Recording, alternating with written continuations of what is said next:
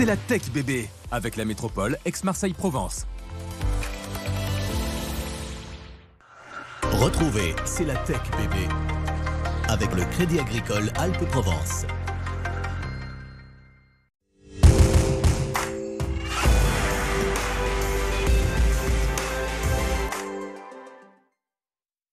Bonjour à tous et bienvenue sur le plateau de BFM Marseille-Provence. C'est la Tech Bébé s'intéresse aujourd'hui à la Clean Tech. Le secteur est en constante évolution. C'est ce que nous dira dans un instant Mathieu Sommec, le vice-président de la French Tech Aix-Marseille. On découvrira aussi comment Nivotech innove avec la transition comme fil conducteur pour aider à la création de bâtiments et aussi de villes de demain.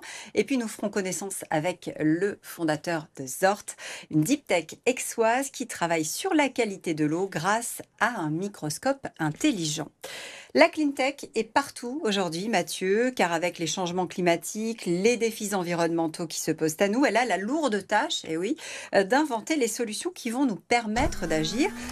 C'est même l'essence, j'ai envie de dire, de ce qu'est la clean tech. Alors d'abord, qu'est-ce que c'est la clean tech? Ça désigne l'ensemble des innovations, qu'on parle de produits, de services, de procédés industriels, qui visent à réduire les impacts négatifs sur l'environnement, tout en améliorant l'efficacité des ressources. On a, avec ce mot de clean tech, une sorte de mot valise pour couvrir finalement des secteurs très différents. Alors c'est très large, effectivement, ça inclut le secteur des énergies renouvelables, avec tout ce qui est panneaux solaires, éoliennes flottantes, hydrogène vert. Ça inclut le secteur de l'efficacité énergétique avec les réseaux intelligents, la gestion des ressources naturelles, la gestion des déchets, bien sûr, qu'il faut réduire, réutiliser, recycler. Et bien sûr aussi la mobilité durable. On parle de véhicules électriques, de carburants alternatifs, donc elle est partout. On voit aussi, arrêtez-moi si je me trompe, que les investisseurs ont bien compris qu'il fallait s'y intéresser. Alors, les investisseurs, c'est sûr, ils ciblent de plus en plus prioritairement leurs investissements dans ce domaine-là. En France, en 2023, les investissements en capital risque dans le secteur des clean tech représentaient 3,2 milliards d'euros, soit une augmentation de plus de 30% par rapport à 2022. Et depuis, ça s'est encore accéléré.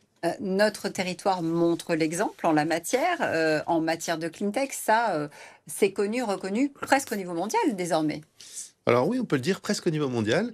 On va citer toujours le technopole de l'Arbois qui n'a pas attendu qu'on parle autant de clean tech pour s'engager sur le sujet. Ça fait quelques décennies qu'ils sont engagés dessus.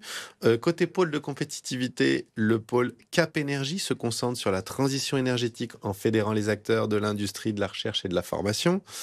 Bien sûr, l'Institut méditerranéen pour la transition environnementale, elle vise à former des acteurs capables de répondre aux défis écologiques que nous connaissons. Et puis côté recherche, on peut citer le CEREG, Centre européen de recherche et d'enseignement des géosciences et d'environnement.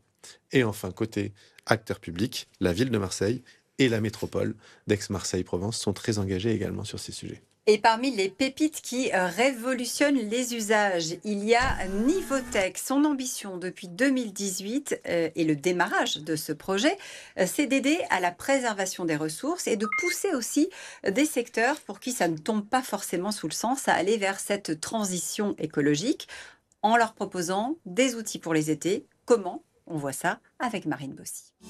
Accompagner les exploitants dans l'amélioration de la consommation énergétique des bâtiments, c'est la mission de Nivotech. La start-up a conçu des capteurs intelligents permettant de collecter des données depuis les pompes à chaleur. Ces données arrivent directement sur cette plateforme.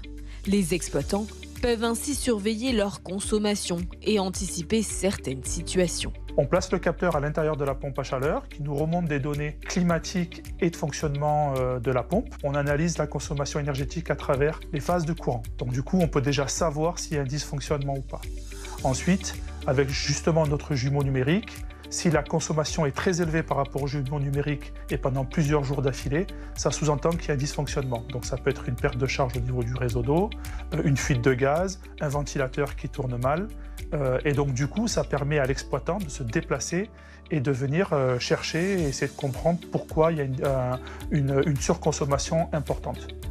Pour 2025, Nivotech finalise un nouveau produit à destination des exploitants agricoles pour maîtriser leur consommation d'eau, l'irrigation et la productivité. Et côté innovation, il faut aussi compter avec Zort. Bonjour David Mendels. Bonjour. Merci d'être avec nous. Zort, c'est, je l'ai dit tout à l'heure, de la technologie au service de la qualité de l'eau, avec un microscope intelligent. Aujourd'hui, vous avez Tout à fait. avancé sur la question des microplastiques, mais je voudrais qu'on revienne un peu en arrière. Il y a 9 ans, qu'est-ce qui s'est passé il y a 9 ans? Il y a 9 ans, j'étais professeur dans une université de Jakarta et j'ai mis la première intelligence artificielle sur un iPhone qui permettait de faire de l'analyse d'images. Pour quelle raison? À l'époque, donc, j'avais pas de matériel à l'université. La seule chose que j'avais, c'était un microscope. Et étant à Jakarta, j'avais des malades de la malaria tout autour. Ça prenait très longtemps, en fait, pour arriver à entraîner un humain à lire une lame de sang, un frottis sanguin, pour détecter si la personne avait été contaminée par la malaria. Et donc, à l'époque, j'ai eu l'idée de remplacer l'humain ou de l'aider en lui disant directement si, en 30 secondes si la lame est positive ou pas. Donc finalement, cette expérience-là Oui. vous a servi, je vais sauter quelques étapes, Oui. plus tard, en fait, à contourner vos propres brevets Oui. et à inventer ce qui se trouve avec nous. Exactement. Donc, je suis passé du microscope conventionnel à redessiner un microscope. Et l'idée, c'était en fait d'analyser tout ce qui se passe dans un fluide. Donc, en particulier, on a commencé par les algues microscopiques, ce qui nous a donné aussi une ouverture sur les cyanobactéries. Et quand on est sur les cyanobactéries, eh ben, on est sur les eaux de surface et sur du diagnostic environnemental en continu. Donc, vous cherchez dans ces fluides, Oui, l'eau notamment, ce qui peut contaminer. Et exactement. l'idée, c'est d'aller le plus rapidement possible. Et l'idée, c'est d'aller effectivement le plus rapidement possible, d'être lanceur d'alerte. Donc en fait, dans la boîte ici, on a un microscope, on a toute l'intelligence artificielle et on a aussi un système d'alerte qui vous permet de prévenir plutôt que guérir. Alors concrètement, Oui. cette boîte, où est-ce qu'on la met? À quoi on la connecte? Et qu'est-ce qu'elle restitue comme information? Alors, typiquement, pour nous, le meilleur cas d'application, c'est les stations d'épuration. On a les intrants, les extrants. Et typiquement, on veut savoir ce qui rentre dans la station d'épuration et ce qui en ressort. Ce qui rentre avant la filtration, c'est très, très intéressant parce que comparé à ce qui ressort, ça va nous donner en fait le facteur d'efficacité d'une station d'épuration. Notamment sur les nouveaux polluants. Donc nous, on a commencé par les microplastiques. On est les seuls actuellement à être capables de vous donner le contenu en microplastique dans une gamme de taille allant de 4 à 500 microns.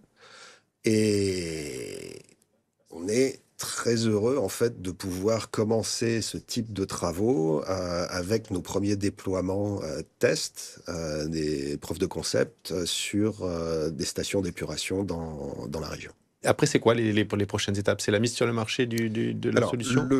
Il est déjà sur le marché? La solution est déjà sur le marché. On a vendu une douzaine de boîtes. Clairement, premier but, c'est d'en mettre sur tout le territoire. À partir de 100 machines sur tout le territoire français, on va pouvoir commencer à cartographier la présence des microplastiques sur le territoire, ce qui va nous permettre éventuellement d'agir. Tant qu'on ne sait pas où ils sont et dans quelle quantité, on ne peut rien faire. Et tes clients, c'est les grands acteurs du traitement et de l'approvisionnement en eau? C'est des associations? C'est des collectivités territoriales? C'est l'État? C'est qui les clients? Tout ça, plus les universitaires. Ça s'appelle Zort. Oui, J'aimerais que vous nous disiez pourquoi. ça vient d'une bande dessinée que je lisais à mon fils quand j'ai créé la boîte qui s'appelle Atomic Robot. Qui est un robot très très mignon, aux yeux bleus, avec des petites oreilles de chat, qui aurait été créé par Nikola Tesla. Merci beaucoup d'être venu nous parler de Zort sur le plateau de C'est la Tech Bébé. On ouvre le bloc tech, nous, Mathieu, avec un événement du 25 au 27 mars. Be Positive. Et c'est à Lyon que ça se passe. 3 jours pour découvrir les innovations majeures autour de la transition énergétique, avec des thèmes comme les énergies renouvelables, les bâtiments durables, les systèmes climatiques et électriques ou encore le bois. Côté appel à projet, on s'intéresse à Rising Sud et à sa mission économique au Maroc.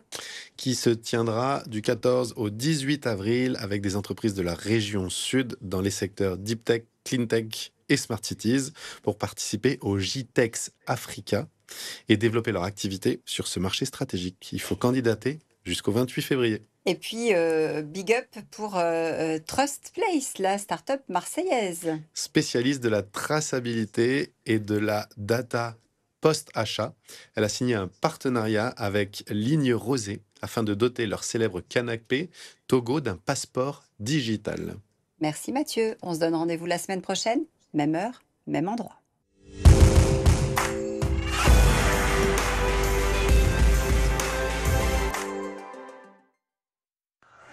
C'était C'est la Tech bébé avec le Crédit Agricole Alpes-Provence.